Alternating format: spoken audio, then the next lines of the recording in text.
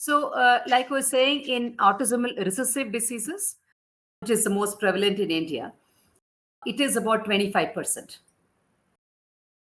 1 in 4 chance the child has, is going to be born with a problem.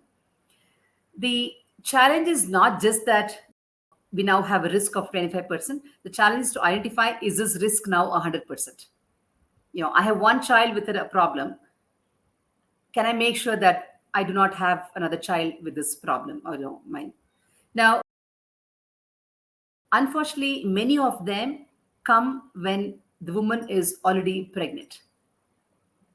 And then saying that either I have one child with a problem, or, my husband or I, one of us have a problem. Now, it is very difficult to really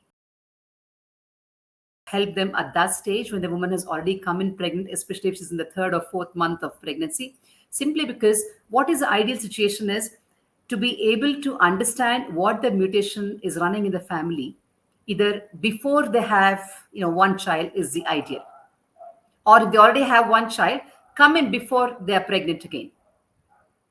Because you need time to understand what is the mutation that the sibling or the parent is carrying, and then to be able to prognosticate what is the risk for the other child.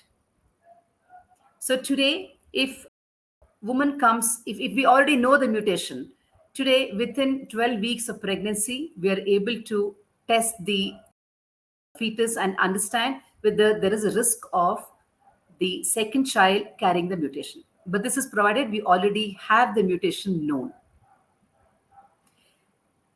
The trouble with eye diseases is that even in conditions where there is a risk for life, the decision is fairly straightforward for the parents to make. Whereas when you have a child with only an eye problem, the decision of whether to continue the pregnancy or not is a very difficult one to make.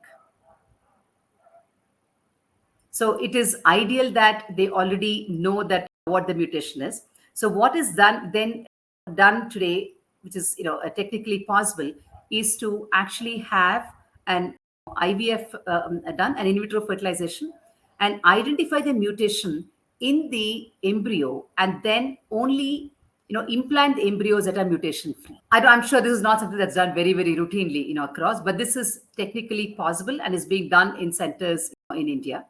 So it's definitely possible to avoid another child carrying the same mutation in the family.